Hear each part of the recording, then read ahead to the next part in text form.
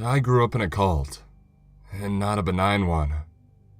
I spent my entire childhood and most of my adult years as well in that bastardized society. This wasn't your typical cult, and my experience is far from typical. I escaped from them nearly 10 years ago, and I've decided to come forward about it on here.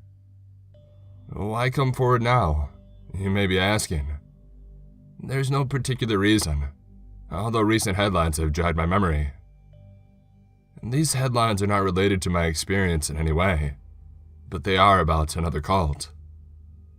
For those who don't know, Shinrikyo is probably one of the worst cults in modern history. It was a doomsday cult in Japan that left a wake of carnage and death in the 1980s and 1990s. The group assassinated critics and killed dissident members. And in 1995, the group had attacked the Tokyo subway with sarin nerve gas. The attack killed 13 and would have killed thousands if it had been done properly. The group's founder, Shoko Asahara, along with 12 of his followers, were rightly sentenced to death for these atrocities. Earlier this month, Japan executed all 13 of them in 2 separate mass hangings. That is all true, and you can Google it if you want to. It's time for me to delve into another cult, one that you won't find by doing a regular Google search. As I had already said, my story is much different than most cult members. I wasn't a runaway, or a druggie, or a broken teen who hated the world. I didn't choose to be a part of this. My parents did. Or maybe it was their parents. I don't know the full extent of my lineage, or how far in the cult's history it is rooted. Family history was a forbidden subject. It distracted oneself from enlightenment, and was considered egocentric. The usual bullshit these people spout. The important thing to note is that I was born into it, and that most members weren't. I say weren't because I have every reason to believe that the cult is no longer active. Many of the people were recruits, people who had joined because they wanted answers. These are the people that mostly fit my earlier description. Alienated teens, runaways, and the depressed, and just other vulnerable people. It still sickens me that these folks were preyed upon so horribly. As a born member, I had more status than most. My parents had status and I inherited or some shit. Only members of status were allowed to have children or relationships. Such egocentric pursuits were forbidden until one had achieved enlightenment. Newsflash: most never attained it. Most worked themselves to death, or were executed for suspected dissent, or died from some horrible punishment. I was shielded from that, and I'm both thankful and guilty for it. My childhood wasn't that unusual, to be honest. I received a basic education. I guess that was the only normal part, actually. Sermons from a disembodied voice, and living in an underground bunker aren't actually normal. I guess it's time to go into more detail about the cult, though. You've heard enough about me for now. We were situated deep in the Appalachian Mountains. That is a big place, so I say without fear of you finding it. Given how rural and isolated we were, we definitely had recruiters operating outside of the place. It's the only explanation for the steady influx of newcomers that we had. The visible, communal part of the base consisted of a small village deep in the mountains. This village was very old. I could just tell by the architecture and style of the buildings. Much of this village was used for assigned housing, with guards outside them at night. The perimeter was patrolled by armed guards as well. Escape was a sin, a blasphemous rejection of enlightenment and the guidance of a prophet. Life in this place was hell for those folks. It was a monotonous agrarian society for them. 16 hours of working the farm, 2 hours of religious seminars in the village's church, 6 hours to sleep, or to do something else, I suppose. That village was all most members I ever got to see. But there was more. Only the enlightened had access to the underground bunker, and even that wasn't without restrictions. The office and laboratory of the society's doctor, John Ferris, was off limits. I put doctor in quotation marks because he wasn't a real doctor, at least not a medical one. He may have had a doctorate in something, but I refuse to call anybody a doctor if they aren't saving lives. Maybe that's disrespectful to the education, but I don't care. I hated Ferris more than anybody else there. He always thought of himself as the next great mind, the next Newton or Einstein. He felt he was the greatest mind of his era, and that he was destined for greatness. I always saw him for what he was, a deluded blowhard and self-important douchebag. If he hadn't joined the cult, he probably would have ended up on some back street with a heroin needle in the crook of his arm. He was the only enlightened member I know of that wasn't born into the cult. He joined in 1970, the same year that I was born. He was a UFOologist in his late 20s then, and felt our cult had the answers that he needed. Our cult felt his education and writing could give us an air of legitimacy, and at least, he and our leader both felt there was a mutual benefit. Ferris was more central to my experiences than I wish. And speaking of our new leader, he was even more secretive. The quarters of Prophet Elroy Carrington were not to be entered without explicit permission, and he never left them. For this reason, I always assumed the sermons were either recordings or a broadcast. I didn't learn how wrong I was until I met him. Every born member would be granted an audience with him upon turning 18. I still remember it vividly, and it's as good a place as any to finally start a running narration. I walked to the most heavily guarded room in the deepest depths of the bunker, finding myself greeted by stone-faced guards. After stating my purpose and providing proof, I was wordlessly let in. The door immediately slammed behind me. "Prophet Carrington," I called out. "In here," an otherworldly voice answered. The voice was garbled and sounded as if it were being scrambled. I followed the voice and was greeted by a bedridden old man. And by old, I mean old.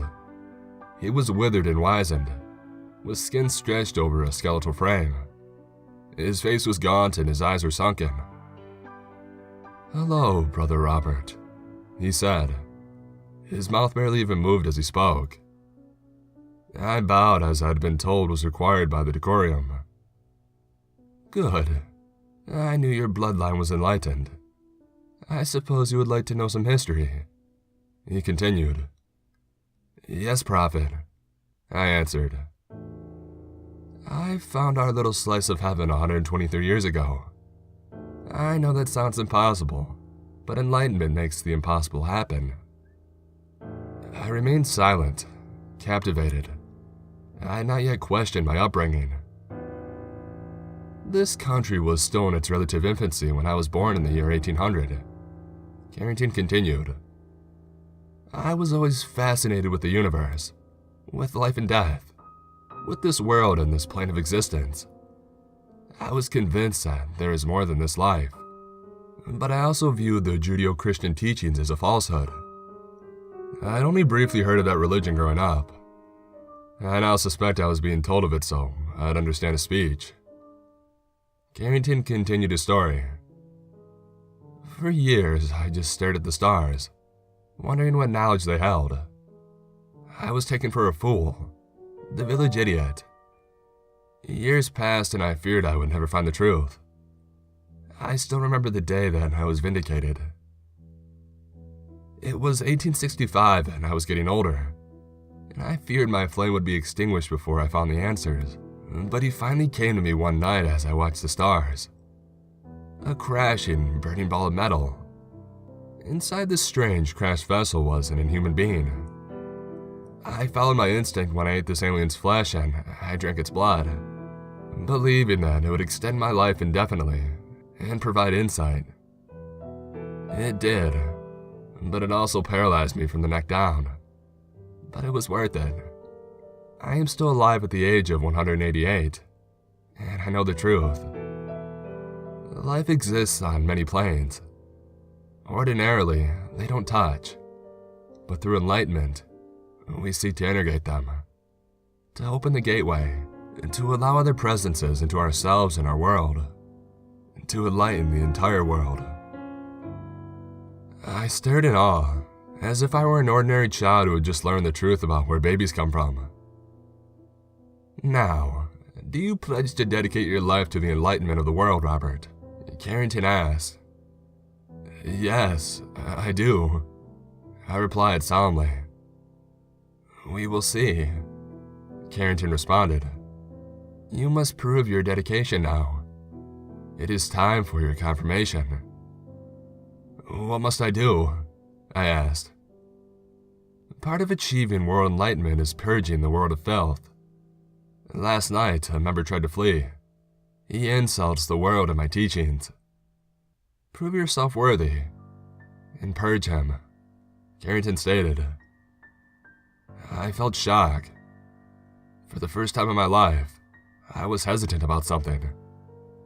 But I quickly brushed it aside and I agreed to do the deed. The execution was surreal. I had witnessed them before, and I was relatively desensitized. But actually being the executioner was so different. I stood at the center of the village, rifle in hand. My parents beamed in pride at their newly minted son. And looking back now, I'm disgusted and guilt-ridden. But that is now, and this was then. The dissident was led to me and brought to his knees. He was young, barely older than me. He was hyperventilating and terrified. He was begging to go home, to be let go. I was disgusted by his lack of fortitude, his rejection of the truth. I stood silent as another member read the death order issued by Carrington. He looked down in defeat and terror as I pulled the trigger. I still see his face when I go to sleep. With this moment, I started a new and dark chapter of my life. I have shed my innocence, and I began my new life as a brutal cult enforcer.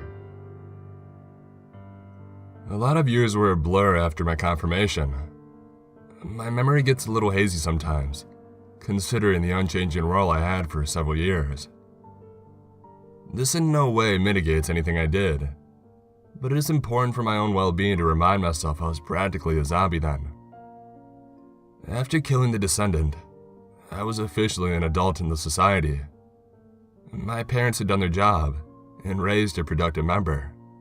Their part was done. I was now another organ of the greater cause. I was stationed at the barracks with the other enforcers.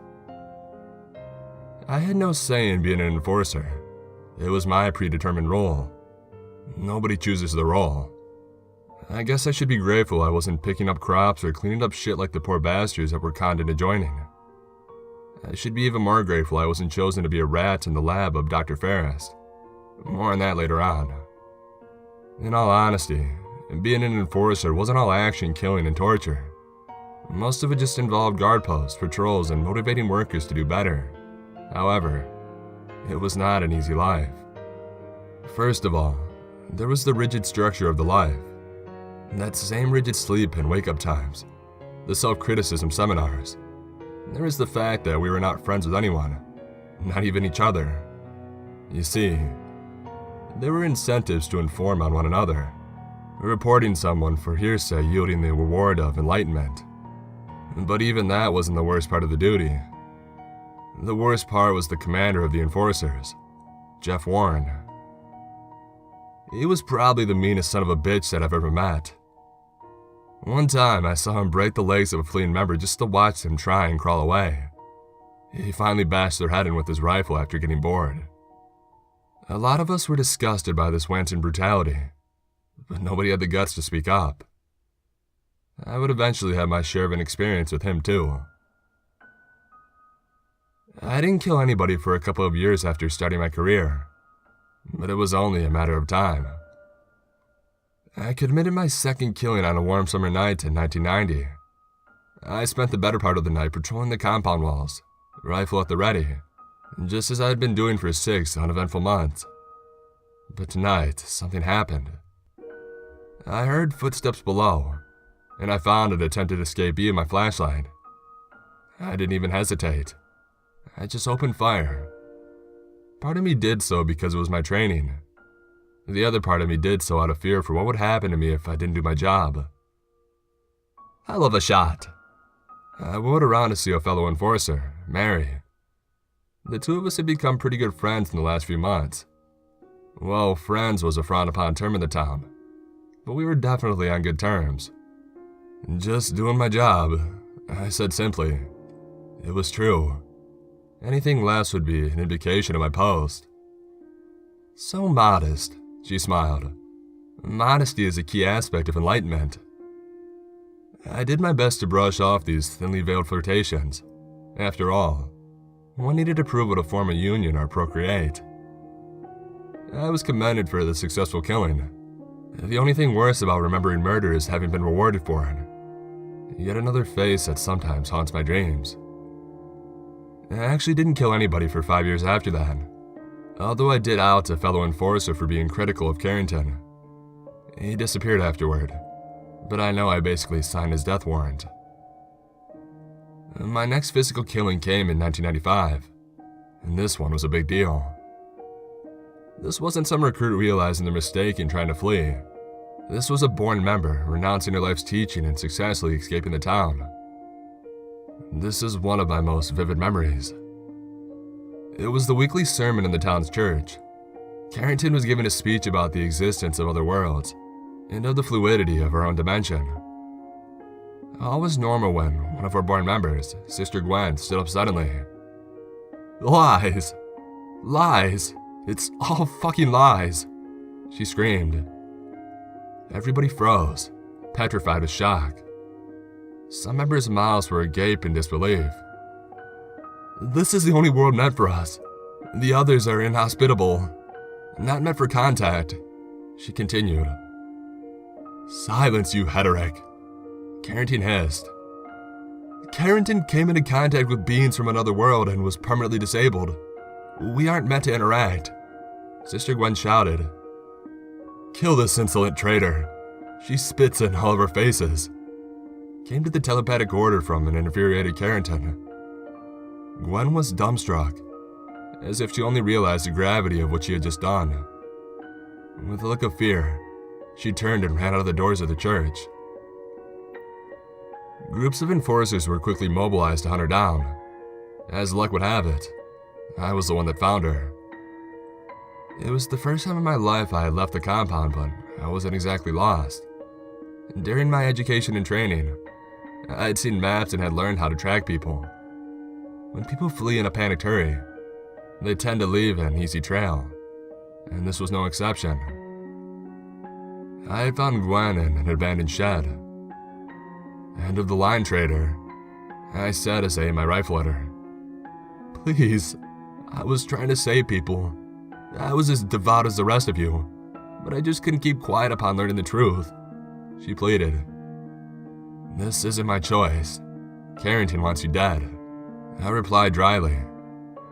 Please, I'll run away and I'll never return. Carrington is evil, she begged. It's not up to me, I said bluntly as I pulled the trigger. A third face to plague my dreams.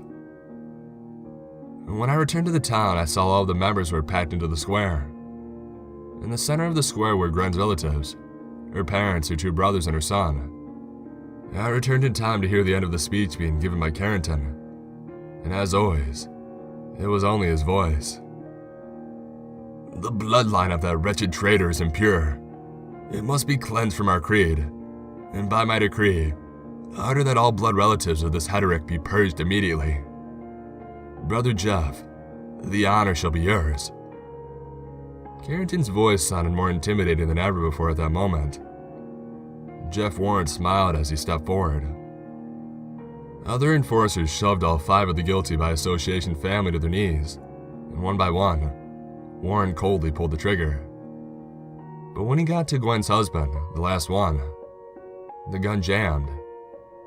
Not to be deterred, Warren simply pulled out his knife and cut the man's throat. And to this day, I am thankful I didn't have to conduct that execution.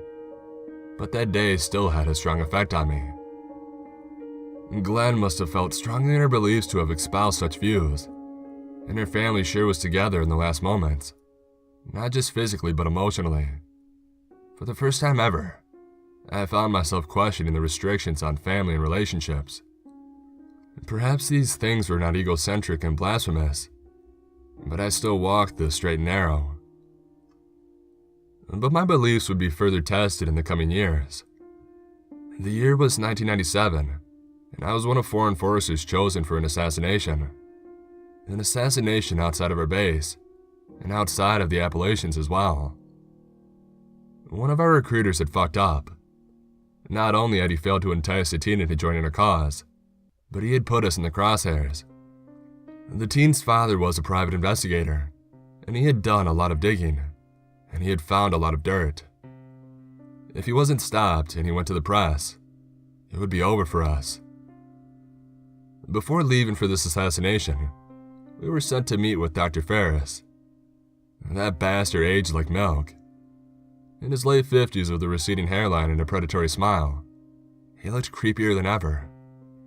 Even creepier was his glee as he handed us 4 syringes of a mysterious liquid. "Inject them with this, dead or alive, it doesn't matter," Ferris said. "The concoction will destroy their brains and remove their bodies from this existence. Don't even ask how it works. Your undeveloped minds couldn't even begin to comprehend this masterpiece." This is exactly why everybody hated him. I swear, he would have really benefited from a fedora. Of course, no snide remarks were made in the retaliation. We simply took the syringes and we left his lab. The 4 of us, Jeff Warren, myself, and 2 others, made the drive in about 8 hours, arriving in the middle of the night as planned. Obtaining entry was easy. Easier than it should have been. People really need to be more conscious of security.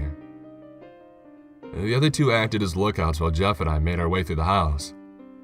We found the room of the teen first, the one that had been the focus of the failed recruiting.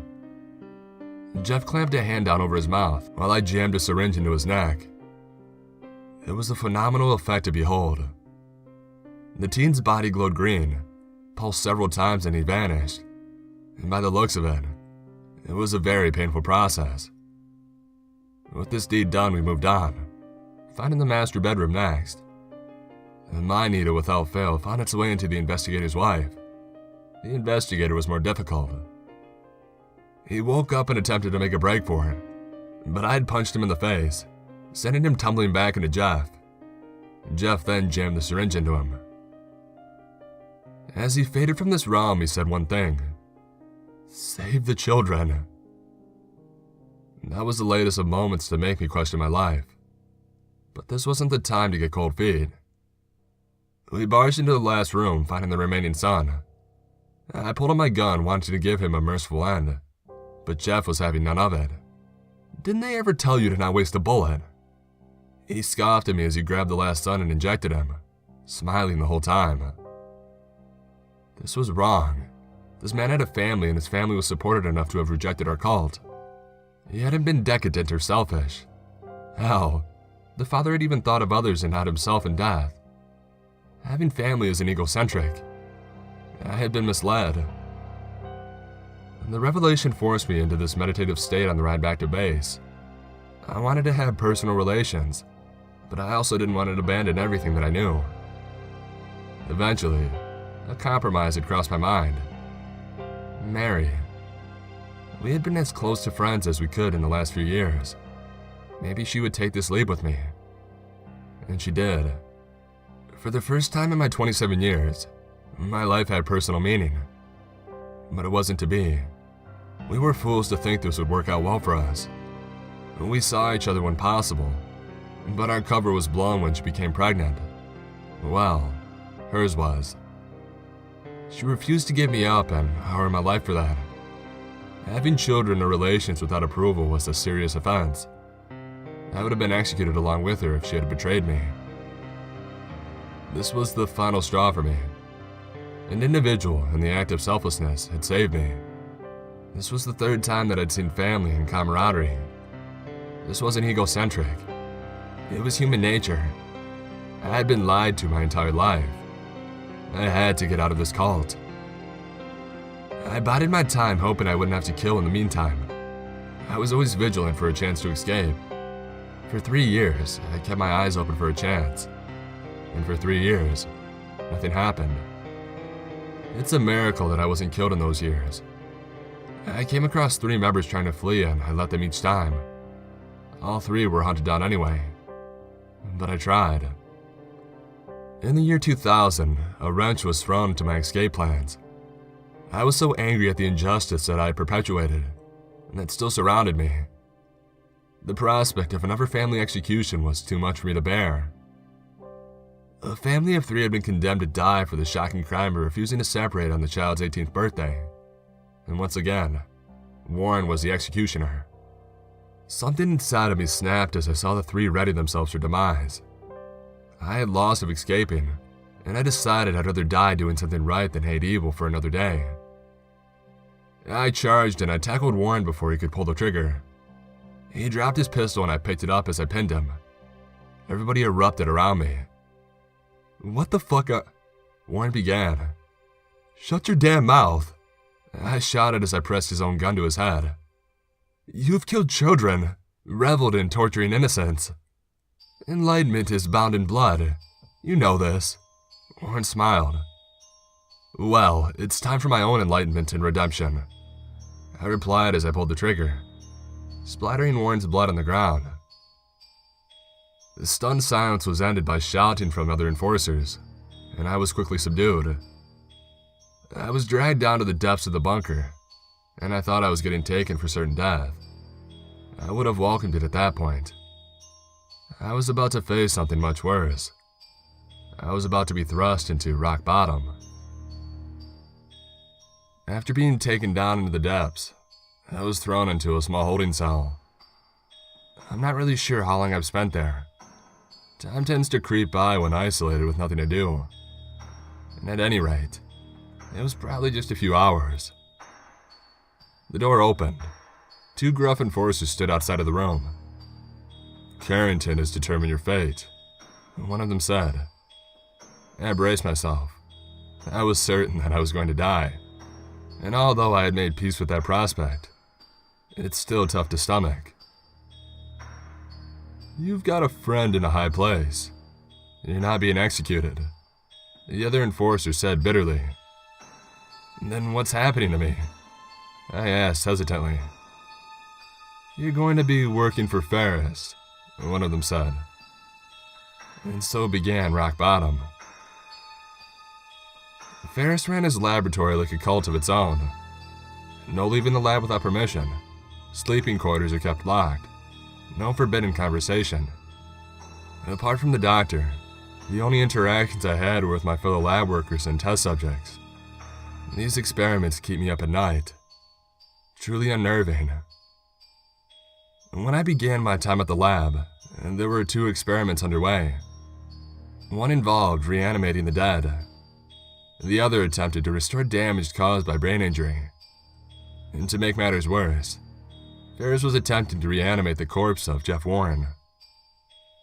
Warren's body, still sporting the hole from my gunshot, was laid and chained on a gurney in the lab, not wanting the corpse to deteriorate. "Look alive, Robert.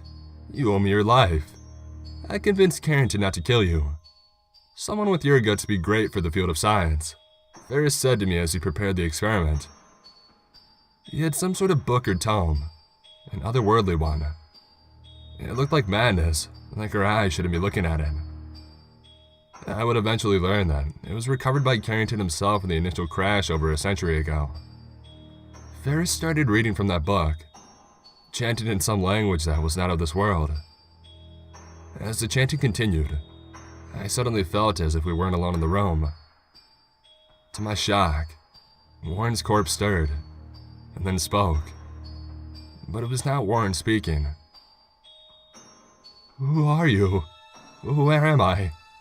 a frightened male voice said. "That is not important. Who are you?" Ferris asked coldly. "I am Brian Jenkins. Am I dead? What is this?" The voice continued. I paid great attention to the corpse. It still bore a massive gunshot wound in the head, and its eyes were still lifeless, yet the mouth moved. It was surreal and unsettling. "Brian Jenkins is certainly dead. What do you remember last?" Ferris continued his interrogation of the soul. I was out driving. My wife and I had gotten into a fight. I had a few beers. And next thing I know, there's a blinding light and a crash. Am I in hell? I can't see anything. The voice rambled in a panicked frenzy. You're in my hell. I was angered by the wanton sadism and disgusted by this test. But if I said anything, I would have probably been a guinea pig of his. Instead, I asked Ferris what else he planned. Corpses can be a conduit for other presences, human and inhuman, but they aren't as good as a living body, it seems. The souls of all dead things are listless energy and can be procured with the proper methods, but I can't find a specific one. I won't be able to reanimate Jeff Warren himself. Ferris clearly enjoyed the feelings of superiority this explanation gave him. I was intrigued and terrified of all of these facts, and also greatly relieved that Warren would not return. Ferris tried a few more times over the next week with Warren's corpse, with dwindling success each time. And by the end of the week, the corpse was not suitable, and he disposed of it. The other experiment involved a living man, a member of the cult known as Brother Dean. Dean had suffered a severe stroke that had left him with a vascular dementia. He was a shell of himself. He soiled himself daily because we wouldn't let him use the bathroom, despite the fact that there was a toilet in his lab room.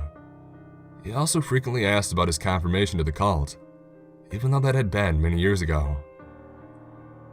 The tests involving Dean were similar to the ones involving Warren's corpse, except Dean remained a viable conduit. Letting a lost soul occupy a living man is out of effects. When the presence was disconnected, Dean had memories of the process, but he would quickly forget them. These sessions left him distressed, but Ferris didn't care. It became clear that this wouldn't reverse the damage of the stroke, but we continued using him as a conduit. That continued for 5 years, until we connected with a presence unlike any other. Unlike most of the confused and terrified voices we summoned, this one was indifferent. I knew I'd get pulled in by this eventually, a strange voice said. It sounded like it was all around us, and it was so deep and fatherly in its sound. Who are you? Ferris asked, and not in his usual way. He was genuinely curious. I have no name, the voice answered. I have transcended the need for personal identifiers in physical form. I am everything and I am nothing. Almost a god. Evanescent. We were all stunned, and as usual, Ferris had broke the silence. There is so much to learn, Ferris began but was caught up by his voice. I have no time to entertain your mundane curiosities, but I will tell you something of great importance, the voice said. We listened in anticipation. The voice continued. In your near future, in what will be 2025 to you, this world will change. Existences will collide. Your world order will not survive. Goodbye. And with that, the voice left. It disconnected us, not the other way around. We also discovered that this voice had killed Dean. His body couldn't contain such a presence and survive. And truth be told, I was glad that he was put out of his misery. Ferris, however, was agitated. He needed a new living person and a new approach. He had told us a lot. That the purpose of repairing a damaged individual was to help Carrington regain his mobility. That Carrington could not be a test subject for obvious reasons. He droned on and on. It was disgusting. Listening to him essentially filleted someone who was basically a quadriplegic version of Dr. Satan. Anybody who has seen House of 1000 Corpses will know what I'm referencing. But in a surprise turn of events, this new experiment would be my chance to escape. Ferris had spent years planning the new experiment, planning on how to summon the physical aspect of a presence. He wanted to fuse a physical presence to a human, potentially fixing harm such as paralysis and disease. But now, this could obviously yield some fucked up results, especially if the presence summoned was inhuman. As Ferris worked on his semantics, never sharing them, he commissioned the construction of a secret bunker a few states over, on the East Coast. Eventually, Ferris found a test subject in a truly despicable way. I've seen exploitation all my life, and this still stands out to me. Ferris had gotten the father to volunteer his terminally ill son for the test. Ferris insisted that this could cure the disease, albeit at the risk of worse inflictions. I'm convinced that he didn't tell the whole truth to the father. And by the time the experiment started, it was 2009. I had made the trip to the bunker with Ferris and 4 others. The bunker was very uninteresting, save for the tech equipment and other items Ferris had brought. The child had been sealed in another room. The father had been ordered out, and when he objected, he was killed by one of the members.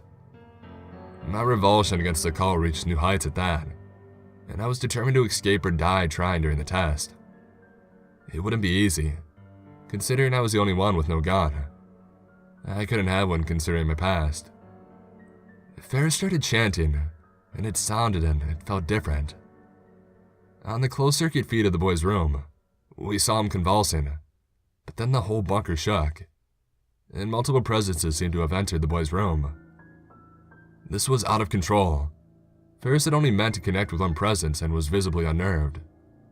As satisfying as seeing that slimy old bastard uncomfortable was, it made me realize how dangerous this was. The others began talking rapidly, and Ferris couldn't calm them down. I took the chance to tactically put myself in the back, closest to the exit. As the disorder continued, the security feed of the boy's room turned static, and then a massive fissure erupted in the open air, revealing a dark blue void. A massive, twisted tendril shot out of it, and pulled the corpse of the father into the void.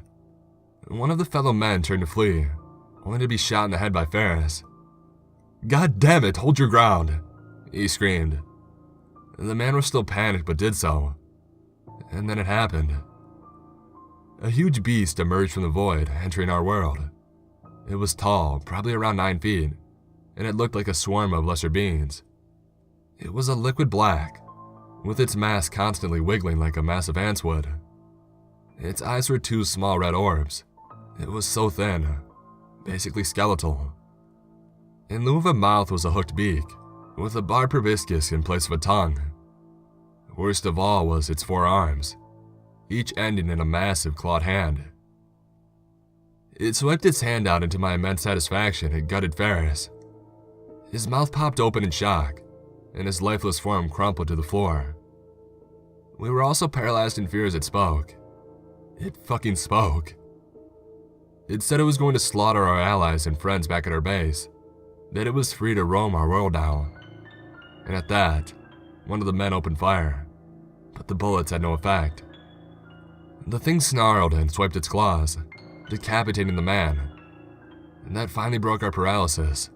We ran, and because I had strategically placed myself in the back, I was the first one out.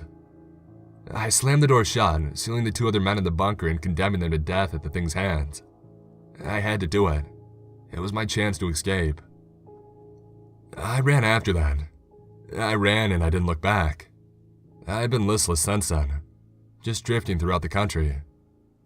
Life hasn't been easy in the last 9 years, but I'm free. I'm not sure if that thing slaughtered the others at the base. I hope it did. I hope Carrington is no more. I hope that there's nobody left to hunt me down.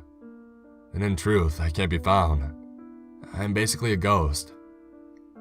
There's no record of my birth, no social security number, no ID, no DNA or fingerprint records, no paper trail. I can't be tracked. I can't be found, but I can't do much with my life either. The one thing I do worry about is the 2025 prophecy. I best praise for that one. I have told all I can. You probably don't think much of me, and that's fine. I don't think much of me either. Stay safe. I'm signing off.